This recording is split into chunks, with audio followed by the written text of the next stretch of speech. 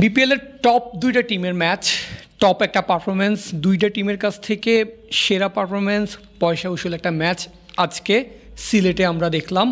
আর সেই ম্যাচ নিয়ে আমরা আলোচনা করার জন্য উপস্থিত হয়েছি ক্রিকফ্রেন্ডসের নিয়মিত আয়োজন টোটাল ইম্প্যাক্টে। আর এই ম্যাচ নিয়ে আমার সাথে আলোচনা করার জন্য আছেন আমার সহকর্মী মোহাম্মদ সাদমান ভাই। জি, কেমন দেখলেন ম্যাচটা? জাস্ট এইটা বলেন, তারপর আমি কোশ্চেনে যাচ্ছি। অ্যাবসলিউট সিনেমা, একদম লিটারেলি। কারণ আপনি এরকম ম্যাচ আজকে মনে হচ্ছিল যে শেষ পর্যন্ত রংপুর রাইডার্স এই বিপিএলে প্রথমবারের মতো হারতে যাচ্ছে, বরিশাল তাদের ধরে দিয়েছে, কিন্তু শেষ পর্যন্ত নুরুল হাসান সোহান একটা ইনহিউম্যান লাস্ট ওভার খেললো, যার ফলে 198 রানের যেই টার্গেট ছিল সেটা তারা 202 করে জিতে গিয়েছে। আর এই যে টার্গেটের কথা বললেন, শেষ ওভারে ম্যাচটা গেল, একটা কনফ্লিক্ট তৈরি হয়েছিল যে রংপুর আসলে পারবে কিনা তাদের উইনিং স্ট্রিকটা ধরে রাখতে, কিন্তু এরপরে নুরুল হাসান সোহান যা দেখিয়েছেন, এটা কি আপনি ইনহিউম্যান বলবেন? হ্যাঁ, অবশ্যই। আমি তো বললামই যে মানে এরকম তিনিও কিন্তু ম্যাচ শেষে বলেছেন এটা তার টি-20 ক্যারিয়ারের সেরা ইনিংস। সো আপনি মানে একটা কাইল ম্যাটস বোলিংয়ে ছিলেন লাস্ট ওভারে, আপনি যেই বলারই আসুক না কেন, লাস্ট ওভারে 26 is not easy task. So আপনি যখন এরকম একটা ইকুয়েশনের সামনে থাকবেন, তখন আপনার আসলে ওইভাবেই কাজ করতে হবে। এখানে মাঠ ছোট না কি সেগুলো কিছুই কিন্তু আসলে লাগবে না। মাঠ ছোটোর ব্যাপারটা কি, আপনি 6 মারলে 6ই মারবেন? না, ওইটাই মানে এটা যেহেতু কথা হচ্ছে, আমি সেখানে বললাম যে এখানে আসলে কোনো এক্সকিউজই নেই, এটা পুরাটাই সোহানকে ক্রেডিট দিতে হবে। আর সোহান কিন্তু এই লাস্ট কয়েক মাস ধরে বা যেই কয়টা ইনিংস খেলছেন সবগুলোতেই তিনি ফিনিশিং রোল খুব ভালো করছেন। আজকে যেন একদম সেটা পিকে চলে গেল। আর মানে এর আগে যখন মানে ইনিংসটা হচ্ছিল তখন কিন্তু একটা সময় মনে হয়েছিল যে বরিশাল আসলে এই ম্যাচটা কোনো জিতে যাবে। আপনি তো বুঝতেই পারছেন যে লাস্ট ওভার 26 রান বাকি, তার মানে যখন কারণ টাইট ইফতেখার আহমেদ এবং খুশদিল শাহ একটা খুব ভালো পার্টনারশিপ করেছিল। যখন আজকে অ্যালেক্স হেলস খেলতে পারেনি, 1 রানে আউট হয়েছেন, তখন কিন্তু দুইজনই 48 করে আউট হয়েছেন, ইফতেখার এবং খুশদিল। এই দুইজন যখন ছিল তখন কিন্তু মনে হচ্ছিল যে না, রংপুর হয়তো একটু ম্যাচে আছে। হ্যাঁ, কাছাকাছি 3 ওভারে আপনার যখন 42 রান দরকার, এই সময় যখন উইকেট পড়ে গিয়েছে সেট ব্যাটসম্যানের, তখন কিন্তু সেটা খুবই কঠিন হয়ে যায়। আপনার তখন 2-3 করে হচ্ছে নতুন প্লেয়ার নামছে, সেখানে নুরুল হাসান সোহানও রয়েছে। আমরা বলছিলাম যে সোহান রয়েছে যেহেতু একটা হোপ রয়েছে, এবং সেটা তিনি খুব দারুণভাবে এক্সিকিউট করলেন। আর মানে এইরকম ম্যাচ আসলে বিপিএলে তার মানে ভ্যালুটা বাড়ে। আচ্ছা, সোহান একটা কথা বলেছে যেটা আপনি মাত্র বললেন, যে তার টি-20 ক্যারিয়ারের বেস্ট ইনিংসটা তিনি খেলেছেন আজকেই, একটু আগেই। আপনার কাছে কি মনে হয় বিপিএলের সোফার অন্যতম সেরা ইনিংস বলবেন কিনা? হ্যাঁ, অবশ্যই। আপনি মানে বললাম তো, লাস্ট ওভারে আপনি বরিশালের এগেনস্টে খেলছেন, যেটা আরেকটা টাইটেল কন্টেন্ডার, তাদের সাথে ডিফেন্ডিং চ্যাম্পিয়ন, তাদের সাথে আপনি যখন এরকম একটা চাপের ম্যাচে খেলছেন, মানে এইখানে সেরা এই ইনিংসটা আমরা বিপিএলের প্রত্যেক যতগুলা আসরই হবে না কেন, এই ইনিংসটা নিয়ে আমরা কথা বলবোই। এটা একটা মানে বেঞ্চমার্ক হয়ে থাকবে যে এই ইনিংসটার কথাটা। সোহানের ব্যাপারটা নিয়ে আমি আরেকটু পরে আসছি। আমি একটু অফ টপিক নিয়ে আলোচনা করতে চাই, যেটা হচ্ছে মাঠের বাইরে খুব আলোচিত হয়। আর ওই আলোচনাগুলোর জন্য মানুষকে ওইভাবে এন্টারটেইন করার জন্য হচ্ছে রংপুর রাইডার্স খুবই ফেমাস সোশ্যাল মিডিয়া স্ট্যাটাসে। আপনার কি মনে হয় যে আগের ম্যাচে, এই প্রথম লেগের ম্যাচে হচ্ছে বরিশাল হেরেছে, রংপুর রাইডার্স একটা খোঁচা কোনোভাবে হচ্ছে তারা যে পোস্টে আতঙ্কে যাত্রীরা, অথবা আপনার কি মনে হয় এই যে ম্যাচের আগে 19তম ওভারের আগ পর্যন্ত যে এরকম পরিস্থিতি ছিল, বরিশালকে কাউন্টার অ্যাটাক রেডি করে রেখেছিল যে তারা আজকে নতুন একটা কাউন্টার, আমরা এটা নিয়ে আলোচনা করছিলাম আজকে কি পোস্ট আছে। ইভেন আমি এরকমই বলছিলাম যে হয়তো দুইটা ফ্র্যাঞ্চাইজির কন্টেন্ট ক্রিয়েটার একই, তিনি দুইজন এত ভালো করছে যে এতভাবে নিজেদের খোঁচা দিচ্ছে, বা রংপুর তো আর বরিশাল দুইজনই দুর্দান্ত করছে প্রত্যেক ম্যাচের পরে, সোশ্যাল মিডিয়াটা অ্যাক্টিভ যেভাবে রয়েছে, এটা আসলে তাদেরকে সেলুট দিতেই হবে। আর আজকেও কিন্তু একটা দিয়েছে পোস্ট, যেখানে বরিশাল আগে দিয়েছিল যে আমরা কামব্যাক করবো, তখন সেটা নিয়ে পোস্ট করি আবার রংপুর বলেছে যে পোস্ট ডিলিট করো, নাহলে সমস্যা হবে। আর another ইনফেমাস লাইন দেশের কন্টেস্টে। সো সেখানে এই জিনিসটা আসলে খেলার মাঠেও হচ্ছে যেরকম আলটিমেটলি ক্রিকেটটা এই ধরনের ফ্র্যাঞ্চাইজি টুর্নামেন্ট এন্টারটেইনমেন্ট, আর এই এই এই এন্টারটেনমেন্ট, এই অ্যাডমিনদের দরুনে কিন্তু মানুষ ভালোই পাচ্ছে, এটা খুবই প্রশংসনীয় কাজ। আইদার যেই ফ্রাঞ্চাইজি থেকেই করুক সেটা খুবই ভালো কাজ হচ্ছে। আমি আবার একটু সাদম ভাই ফিরতে চাই হচ্ছে সোহানের কাছে। সোহানের এই ব্যাটিং পারফরমেন্সটা আমরা দেখলাম, সোহানের আরও একটা যেই জিনিসটা নিয়ে খুব বেশি আলোচনা হয় না সেটা হচ্ছে সোহানের উইকেট কিপিং আর লিডারশিপ মেন্টালিটি। আমার এখন স্পেসিফিক মনে আছে 20তম ওভারে যখন বোলিং করছে রংপুর রাইডার্স, আমি যদি ভুল না করি 3 নম্বর বলটা হচ্ছে একটু নিচু হয়ে গিয়েছিল। সোহানের যেই কুইক টাইমিং, মানে মাইন্ড ব্লোয়িং ক্যাপ্টেন্সি তিনি করেন, মাইন্ড ব্লোয়িং কিপিং তিনি করেন। ব্যাটিংয়ের ব্যাপারটা তো আপনি বললেনই যে হচ্ছে গত আসরও আমরা দেখেছি সোহান অনেকগুলো ম্যাচ ফিনিশ করেছেন, এবারও সেটা তিনি ধারাবাহিকতা বজায় রাখছেন। ঘরোয়া ক্রিকেটে তিনি চমৎকার ক্যাপ্টেন্সি, অনেক সিনিয়র প্লেয়ার তার টিমে খেলে কিন্তু ক্যাপ্টেন্সির ভারটা তার কাঁধেই পড়ে। ন্যাশনাল টিমে কি সোহানের প্রত্যাবর্তনটা কীরকম দেখছেন আপনি? আপনি এখন যদি লিটন দাসের সব কিছুর সাথে আপনি সোহানের এই ফর্মটাকে তুলনা করেন, তাহলে আপনি কাকে বলেন, কাকে নেবেন টিমে? অবভিয়াসলি নুরুল হাসান সোহান, অফকোর্স। এখন পারফরমেন্স যেভাবে সোহান করছে, ইভেন ক্যাপ্টেন্সি, আপনি লিটনকেও আপনি টি20 ক্যাপ্টেন্সি দিয়েছেন, তিনি উইকেট কিপার ব্যাটার, সোহানও সেম, কিন্তু তিনি কিন্তু পারফর্ম করছেন, তিনি উইনার, তিনি জিএসএল জিতিয়েছেন, ক্যাপ্টেন ছিলেন, উইকেট কিপার ব্যাটার, ফিনিশিং রোলে ভালো খেলেছেন।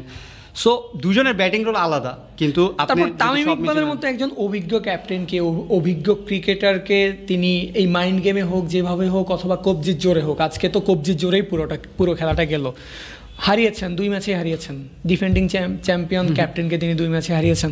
তো এই জায়গাটাতে কি সোহান কি একটু আন্ডাররেটেড কি না?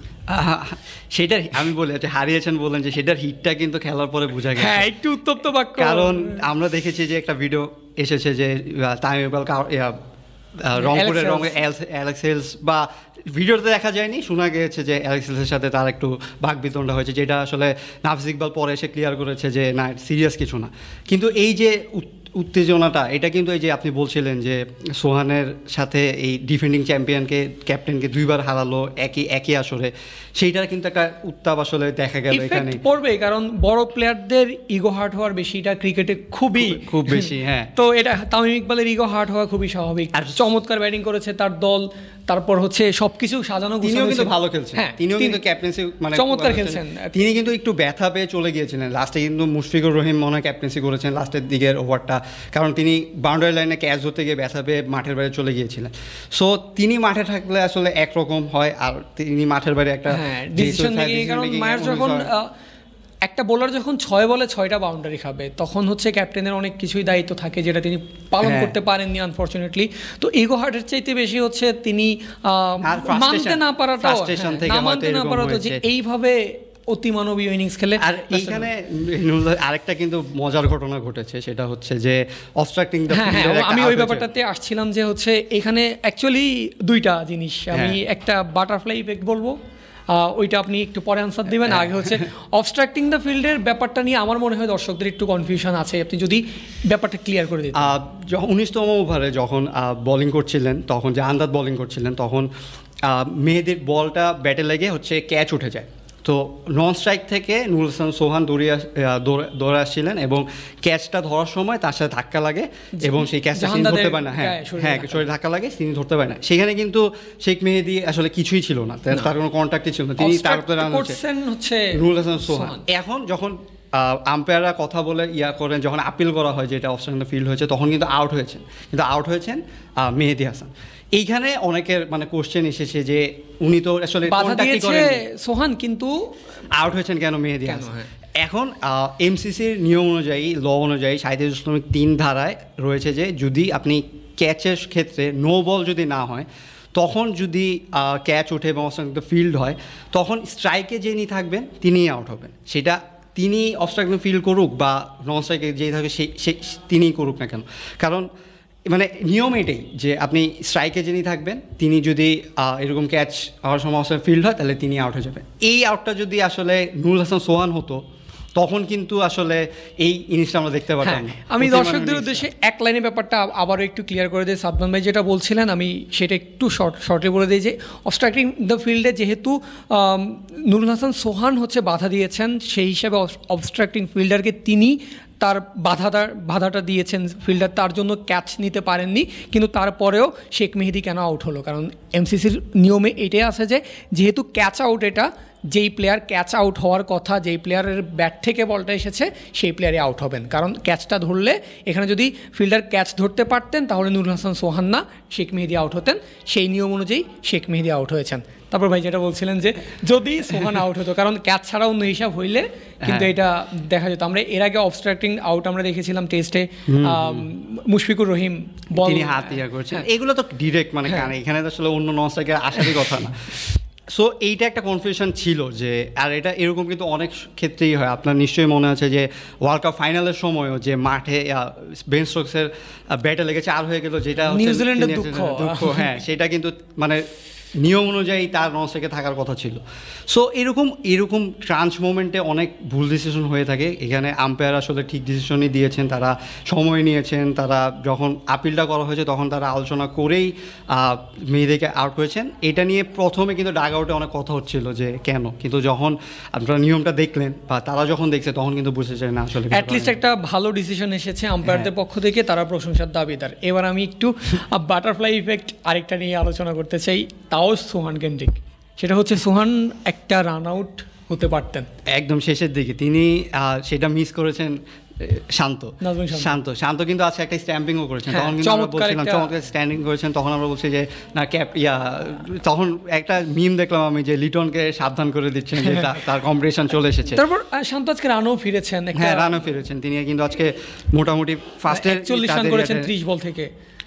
তামিমের সাথে ভালো একটা পার্টনারশিপ করেছিলেন, সো ভালোই চলছিল। কিন্তু এই রান আউটটা আসলে এরকম ইনিংসের ক্ষেত্রে না লাকগুলো অনেক কাজ করে। আপনি পুরো এই কারণে বাটারফ্লাই ইফেক্ট বলা হচ্ছে, কারণ হচ্ছে কেউ জানতো না কিন্তু এইটার ইফেক্ট এরকম হবে বা সোহান এরকম অতিমানবীয় কিছু করে ফেলবেন। সেটাই, এটা কিন্তু আমরা কিন্তু ওয়েস্ট ইন্ডিজের প্লেয়ারদের কাছ থেকে দেখি।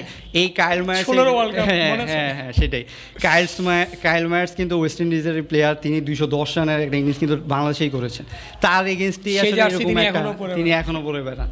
এরকম আসলে একটা মানে যদি এত রানের একটা কনসেপ্ট করেন তখন কিন্তু বোলারদের অনেক মানে একটা মানে মাইন্ডসেট পুরো চেঞ্জ হয়ে যাবে যে শেষ ওভারে বোলিং করলে তখন মানে এরকম একটা তার স্মৃতিতে সবসময় থাকবে যে তিনি এরকম একটা ডিফেন্ড করতে পারেন, যেটা আপনার নিশ্চয়ই হচ্ছে মাশরাফির কথা আইপিএলে, যেটা মানে সোহানেরকে এইখানে আজকে এইরকম ম্যাচটা ক্যাপ্টেন সোহান এবং ব্যাটার সোহান, ফিনিশার সোহান, সব আসলে সোহানময় ছিল আজকে শেষ পর্যন্ত। অন্যদের ক্রেডিট অবশ্যই রয়েছে, আমি যে বলছি ইফতিকার, খুশদিল, তারা যেই মাঝখানে যেই ম্যাচে খেলেছে, এক ওভারে যখন 26 রান লাগে তখন কিন্তু ক্রেডিটের ব্যাপারটা অন্যদিকে চলে যায়, যখন আপনি 26-এর জায়গায় 30 করে ফেলেন। হ্যাঁ সেটাই, তার উপর হচ্ছে 6 বলে 6টা boundary, it's not a joke. So সেইখানে আজকে মানে এরকম একটা হাই ভোল্টেজ ম্যাচে এরকম একটা ফিনিশিং দুর্দান্ত। দাদা ভাই আপনার কি মনে হয় এই বিপিএল এর সেরা ম্যাচটা কি দেখে ফেলেছেন? না আমি এখন এটা বলতে চাই না সেরা ম্যাচ, কারণ এখনো অনেক ম্যাচ বাকি। আমি আশা করবো যে এরকম আরো ম্যাচ হোক, কারণ এখনো মাত্র শুরু। আপনি এখনো কিন্তু মানে এখনো কিন্তু এই মাস বাকি, প্রায় 20 দিনের মতো বাকি রয়েছে, আরো প্রায় 1 মাসের মতো খেলা বাকি। সো এখনই যদি আমি সেটাটা দেখে ফেলি তাহলে আসলে বিপিএল এর মজাটা থাকবে না। বাট যেটা বলতে চাচ্ছি সেটা হচ্ছে এই রংপুরকে থামাবে। হ্যাঁ এক্স্যাক্টলি, এটা একটা কোশ্চেন আছে। আমি ভাবছিলাম কারণ রংপুরকে থামানোর সবচেয়ে বড় প্রতিপক্ষ হচ্ছে বরিশাল, তারা দুইবারে পারেনি। কিন্তু এখানে একটা ইফেক্টও রয়েছে যে আপনি গ্রুপ স্টেজে পারেননি, হয়তো দেখা যাবে ফাইনাল বা সেমিফাইনাল, যেটা আমরা কোয়ালিফায়ারে হেরে গেছে। সো সেটা হলে আসলে এই জিনিসগুলা ভ্যালু কমে যাবে। কিন্তু আজকে আমি যে নিউজ লেখার সময় মানে ভাবছিলাম যে মানে ইন্ট্রোটা তখন দিয়েছি তখন বলছিলাম যে বরিশাল আসলে থামিয়ে দিল রংপুরের এই 6-6 হলো। মানে আপনি ওই বরিশালের অ্যাডমিনের মতো হ্যাঁ শুরু কি, এটা কিছু করার নেই, আপনি 1 ওভারে 26 রান বাকি, আপনার তো ইন্ট্রোটা ওইভাবেই থাকবে। আমাদের দেশের পিচগুলোতে তো এরকম দেখা যায় না, আপনার দেশীয় প্লেয়ার আপনি মাঠে, আপনি ওয়েস্ট ইন্ডিজের কোনো প্লেয়ারও না বা বাইরের দেশের কোনো প্লেয়ারও না, যে হ্যাঁ যে সেট ব্যাটারও না, তিনি 7 বলে 32 করেছেন, মাত্র নতুন নেমেছেন, তিনি 7 বলের মধ্যে 1 বলে 2 রান নিয়েছেন, আর বাকি সব বল তিনি বাউন্ডারি খেলেছেন। মানে অতিমানবীয় খেলা এটা আসলে, মানে যে লাকি যে বিপিএল এরকম একটা ইনিংস দেখতে পারলাম। আপনি শেষ করব একটা কোশ্চেন দিয়ে, সেটা আপনি 2 ভাগে আনসার দিবেন। এখন যেহেতু আজকে মোটামুটি ফরচুন বরিশালের খেলাও শেষ সিলেটে, তো রংপুরেরও অলমোস্ট তারা গুছিয়ে ফেলেছে সিলেটে, কিন্তু ILT20-র জন্য অনেক ক্রিকেটার চলে যাবে, ফরচুন বরিশাল থেকেও যাবে। আজকে অলরেডি নিজের শেষ ম্যাচটা খেলে ফেলেছেন, কায়েল মায়ার্স খেলেছেন, আমাদের আরও একজন আছে শাহিন আফ্রিদি শেষ ম্যাচটা খেলে ফেলেছেন, ওইদিকে অ্যালেক্স হেলস শেষ ম্যাচ। আফ্রিদির মনে হয় ম্যাচ বাকি আছে 15 তারিখ পর্যন্ত, যেহেতু আচ্ছা তাহলে 15 তারিখ পর্যন্ত আফ্রিদির বাকি আছে। আফ্রিদি এনওসি ছিল 15 তারিখ পর্যন্ত, তার মনে ম্যাচ বাকি আছে আরো। আচ্ছা আমি যদি ভুল না করি তাহলে শেষ ম্যাচ খেলে ফেলেছেন, যদি 15 তারিখ হেলসও চলে যাচ্ছে, হ্যাঁ হেলস চলে যাচ্ছে 15 তারিখ পর্যন্ত, যদি আফ্রিদি বরিশালে থাকেন তাহলে বরিশালের জন্য সুখবর, রাইট? হেলস চলে যাচ্ছেন, তাহলে এই যে ডমিনেটিং যেই ব্যাপারটা, কারণ মায়ার্স হচ্ছে বরিশালের, আমরা ওই যে পঞ্চপাণ্ডব বলি, এই পাণ্ডবদের একজন কিন্তু মায়ার্স। এবার আইদার সেটা ব্যাটে বলে আমরা দেখেছি প্রত্যেক। আচ্ছা বলেন, বরিশালের বেঞ্চে আরেকজন কে আছে বসে, মায়ার্সের জন্য জায়গা পাচ্ছে না, দাভিদ মালান। তাদেরকে তো এখনো খেলাইনি। বরিশাল তো আসলে এত ভালো টিম করেছে যে তারা যদি চলেও যায় তারপরে দেখা যাবে যে মানে আরেকটা স্কোয়াড বানাতে পারবে তারা। সো দাভিদ মালান আমরা দেখতে পারবো, দাভিদ মালানের খেলা। সো মায়ার্স যেহেতু চলে যাচ্ছে, এরকমভাবে আসলে আগে থেকেই কথা ছিল যে আমরা এই 9 তারিখ 10 তারিখ পর্যন্ত পাবো, এসএ T20-র জন্য চলে যাবে, ILT20-র জন্য চলে যাবে। সো এখন দেখার বিষয় যে এই টুর্নামেন্টের মাঝখানে আরও কাউকে আনা যায় নাকি, যদি কাউকে আবার একটা আনা যায় ইফেক্টিভ। বশিষ্ঠর কথা কিন্তু আমরা বলছিলাম যে তিনি এসেছেন, তিনি কিন্তু এসে ভালোই খেলছেন, একটা মানে আউট অফ নোওয়্যার একটা প্লেয়ার এসে বশিষ্ঠ। আমি যদি একটু বলি এই ব্যাপারটা নিয়ে, যে বশিষ্ঠ যখন তিনি এসেছেন তার পরিচয়টা এমন হয়ে গিয়েছিল, তিনি ট্রাভিস হেডের ক্যাপ্টেন ছিলেন। সেটাই, এটা কিন্তু একজন এটা কিন্তু একজন ক্রিকেটারের পরিচয় হতে পারে না, রাইট? উনি হয়তো বা বাংলা বোঝেন না দেখে। এই পরিচয়ের আরেকটা বড় কারণ আছে যে তিনি কিন্তু তেমন একটা ভালো প্রোফাইলের ইন্টারন্যাশনাল ক্রিকেট, আমি সেটাই বলছি যে হচ্ছে তিনি ওইভাবে পরিচয় তিনি বানাতে পারেননি, কিন্তু এখন মানুষ বশিষ্ঠ নামেই চিনবে। বশিষ্ঠকে কিন্তু আমাদের ক্রিকেটারদের সাথে ইন্টারভিউতে দিয়েছেন, তিনি কিন্তু বলেছেন যে এটা তার দ্বিতীয় জীবন। হ্যাঁ, এই বিপিএল দিয়ে তিনি তার দ্বিতীয় জীবন শুরু করলেন বা সেকেন্ড ইনিংস শুরু করলেন। বিপিএল এ কিন্তু এরকম অনেক উদাহরণ রয়েছে যারা আসলে বিপিএল দিয়ে শুরু করেছেন। অনেক এখন হচ্ছে ফ্র্যাঞ্চাইজি লিগ, উদীয়মান তো ক্রিকেটার তো বিশেষ করে আফগানিস্তান যদি বিপিএল দিয়ে শুরু করে এখন বিপিএল আসে না, এরকম ক্রিকেটারও আছে। তো এই ছিল আমাদের আজকের আলোচনা ভাই। মোটামুটি পুরো আলোচনাটাই হচ্ছে সোহানকে নিয়ে ছিল, আর সোহানকে ছাড়া উপায়ও নেই। আসলে অনেকেই আজকে ভালো পারফর্ম করেছে। তামিম ভালো করেছে, তামিম ভালো করেছে, শান্ত আজকে বড় টপিক হতে পারতেন, শান্ত রানে ফিরেছেন, চমৎকার কিপিং করছেন দুই ম্যাচে। বাট যত আলো আছে সব নিজের দিকে। নুরুল হাসান সোহান ভালো ক্যাপ্টেন্সি করছেন, ভালো কিপিং করছেন, যেটা তিনি অলওয়েজ করেন, তবে ভালো ব্যাটিংও তিনি করেন। তবে আজকে তিনি যেটা করেছেন সেটা আউট অফ দিস ওয়ার্ল্ড, একদম আউট অফ দিস ইউনিভার্স। আমরা আশা রাখবো রংপুরের জার্সিতে তিনি করেন, কিংবা বিপিএলে করেন, কিংবা জিএসএলে করেন, তিনি যেখানেই করেন এইরকম ব্যাটিং বাংলাদেশ ক্রিকেটের জন্য শুভ। এরকম ব্যাটিং থাকা, এরকম ব্যাটিং করা বাংলাদেশ ক্রিকেটের জন্য শুভ। এইটা বলেই আমরা চাইবো এরকম কিছুই হোক, বিপিএলের এরকম জমজমাট ম্যাচ। সাদমান যেটা বললেন যে এইটাই শেষ না হোক, আরও বেশি আমরা উপহার পেতে চাই। এই বলে এই আশা ব্যক্ত করে আমরা আজকের মতো শেষ করছি। ক্রিকেটের সব খবর সবার আগে পেতে আপনাদের একটা কাজই করতে হবে, সেটা হচ্ছে ক্রিক ফ্রেন্ডজির সোশ্যাল মিডিয়া আর ক্রিক ফ্রেন্ডজির ওয়েবসাইটে নজর রাখতে হবে। আল্লাহ হাফেজ।